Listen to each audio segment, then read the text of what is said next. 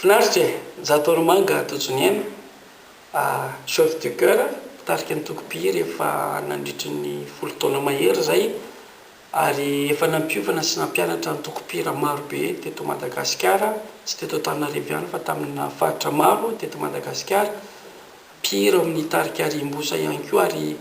nandala ihany koa ny mozika bagasy efa nanoratra boky tiona bagasy na kalony fahiny na bagasy atao noty avadika ho noty na piano zany ho an'ny mpihira na noty ho an'ny mpitendry na ho an'ny mpihira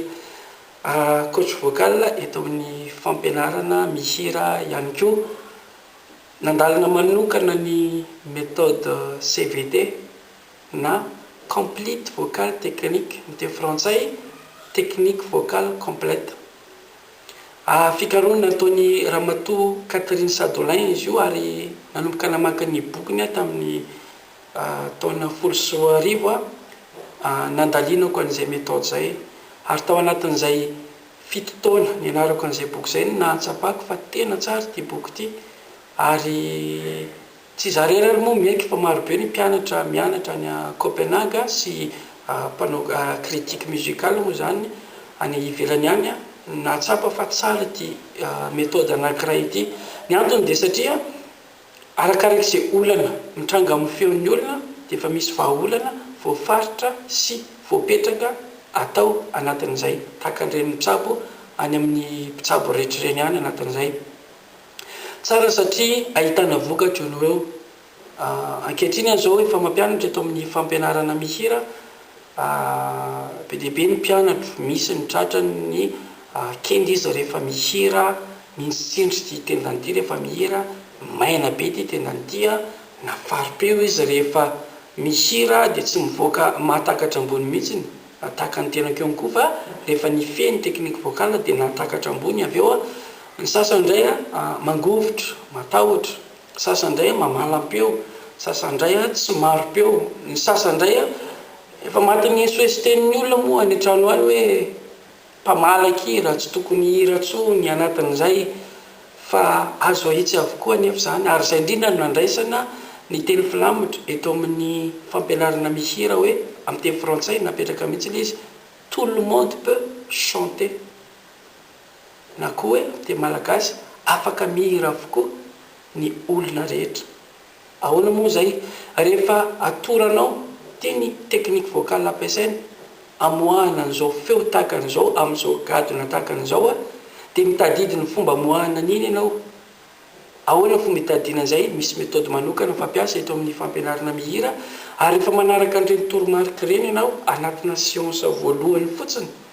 dia efa mahita fiovana an'izay feonao zay ianao sanatria dokam-barotra zany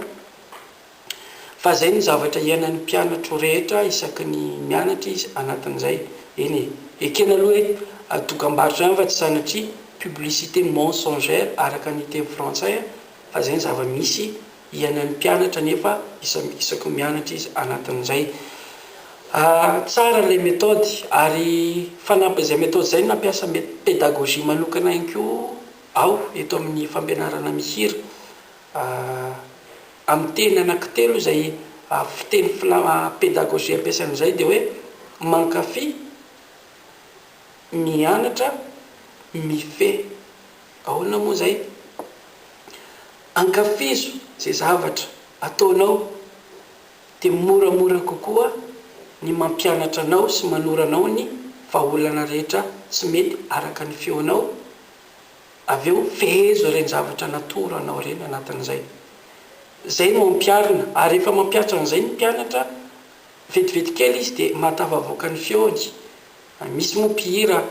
tsy mahatakatra ambony izy raisiko ohatra anankiray tsy mahatakatra ambony izy fa ahoana fotsiny ahoana ny fomba ahafahana mamoaka an'izay feo zay dia atoro azy zany fa ao anatina 10 minitra fotsiny anefa dia efa mahita fiovana an'izay feon'izay izy ary izay ny tanjony eto amin'ny fampianarana mihira dia mba hahaizany rehetra mihira sy ahafahany rehetra mihira ihany koa ninonina taonany akoatrany hoe zaza mbola kely fa ny tsara manomboka eo amin'ny 7 taona eo raha zany moa mbola éveil musical zany fa raha tena hoe hianatra teknika vocal dia tsara efa afaka mandalina kokoa ny saina zany satria misy fandalinana kely fitadidiana kely ihany a tokony atao amin'ny méthode anatin'izay. Mialohan'ny hidirantsika ny ambangovangony amin'ny méthode CVT amin'ny vidéo manaraka eo dia misy zavatra vitsivitsy ihany mila mpatsahevina ho antsika mpihira tsirairay avy. Voalohany aloha rehefa mihiry isika sy rehefa mianatra isika dia enoy ny fahatsapana ao anatsika ao, enoy ny sensation tsapatsika ao anaty vatantsika ao, ny atao amin'ny tenda eto, ny atao amin'ny tratra eto, ny atao amin'ny kiboaty indrindrindrindra, enoy avokoa zany. Fa zao zany mihiry zany tokony ampiadana zany, zay moa ny andikako teny frantsay hoe confortable, tokony ampiadana anao mihitsy zany mihiry zany, miadana ianao mihiry dia frantsay à l'aise ianao mihiry rehefa eo ho moramora kokoa aminao ny mianatra zay zavatra atoranao rehefa avy eo. Zay voalohany zay. Faharoa, ny mianatra teknika vocal dia mémoire musculaire no miasa. Ahoana moa zany? Tsy takany hoe mianatra any am-pianarana hoe 2x1 2 dia misy formule tadidiana ka rehefa hay izay formule zay dia hay ny valiny rehefa eo. Tsy izay, tsy ny mémoire iny no miasa rehefa mianatra teknika vocal fa ny mémoire musculaire enona zay zavatra fahatsapana rehetra any anatin'izay dia averimberina zay zavatra hay les gestes tsy mankarary reny zany averina avokoa reny mba ho lasa fahazarana. Ka rehefa ataonao fahazarana ny zavatra anankiray dia miraikitra ho toetranao zay rehefa avy eo, ary rehefa lasa toetranao izy dia mandeha ho azy, tsy mila eritreretinao akory ny fivoahan'ny feo rehefa avy eo. Fanampianatin'izay dia zao miezaka sady mijery kely ihany aho ny fanontaniana ato, miezaka fatelo dia zao aza manao exercice sarotra. Ny tsara indrindra ary dia hira tsotra, hira le ankafizinao sy tianao fa tsy hainao mamoaka azy na tsy takatrao le hira, reny averina dia reny no raisina ho atao exercice ifehezanao rehefa avy eo. Zany akory tsy midika hoe tsy tsara ny mampiasa vocalise, exercice vocalise fatao reny, tsy atao reny anatin'izay fa raha ohatra dia ifehy amina zavatra anankiray ianao dia tonga dia ina izy. Raha hira anankiray ianao refrain no olanao anatin'ilay izy aza hatramin'ny voalohany ka hatramin'ny farany no averina le hira, fa iny refrain iny ihany averina ahafahanao mitadidy hoe zay tokoa, zay marina kay lefa tokony amoahana an'izay nao zay, dia averinao imbetsaka zay dia tadidinao azy rehefa eo lasa fahazaranao mihira azy anatin'izay.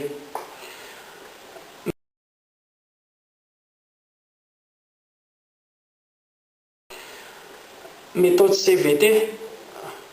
hitantsika araka amin'izao amin'ny sary zao fa misy fiche ny résumé eto amin'ny amin'ny technique vocale complète. Voalohany aloha dia ny 3 principes fondamentaux, mila mijery manokana isika. Voalohany ny resaka soutien de la voix, ny faharoa pincement toanga, inona zany, ary fahatelo resaka mâchoire, ny saoka à l'aise tsara, manana détente tsara. Reo principe de base anankitelo na principe fondamentaux tokony fehezina ary tsy maintsy fehezina isaky ny mihira note tsirairay avy isika. Voalohany zay, faharoa rehefa voafehy zay principe fondamentaux zay dia mila misafidy mode isika, mode na fomba famoahana ilay feo. Inona mode? Misy karazany efatra mode eto amin'ny méthode CVT. Voalohany aloha neutral, faharoa curving, fahatelo overdrive, ary fahaefatra edge. Ahoana sahoana avy momba an'ireo mode ireo mbola hojerentsika amin'ny horonan-tsary amin'ny manaraka aorianao zay. Rehefa safidy an'izay fomba famoaham-peo zay isika, izay mode zay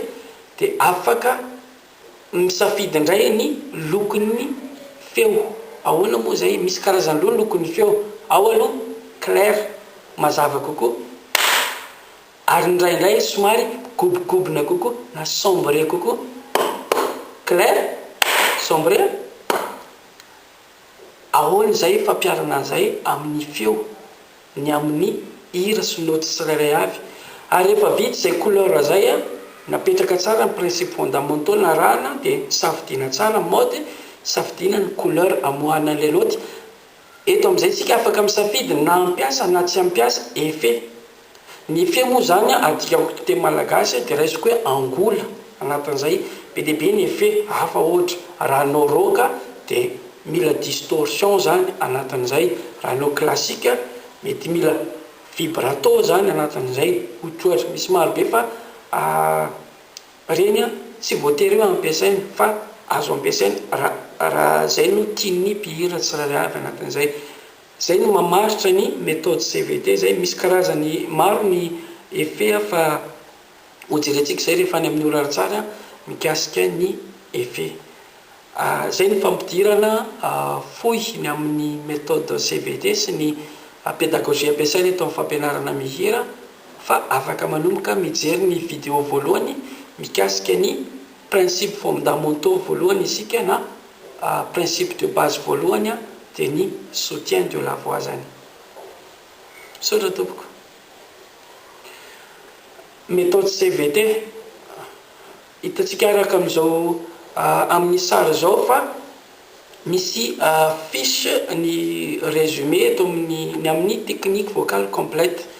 voalohany aloha dia ny 3 principes fondamentaux mila mijery manokana sika voalohany ny resaka soutien de la voix ny faharoa pincement toanga inony zany ary fahatelo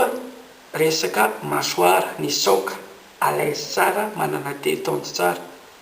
reo principe de base anankitelo na principe fondamentaux tokony fehezina ary tsy maintsy fehezina isaky ny mihira ny noty tsirairay avy isika voalohany zay faharoa rehefa voafehy zay principe fondamentaux zay dia mila misafidy mode isika mode na fomba famoahana ilay feo inona mode misy karazany efatra mode eto amin'ny méthode CVT voalohany aloha neutral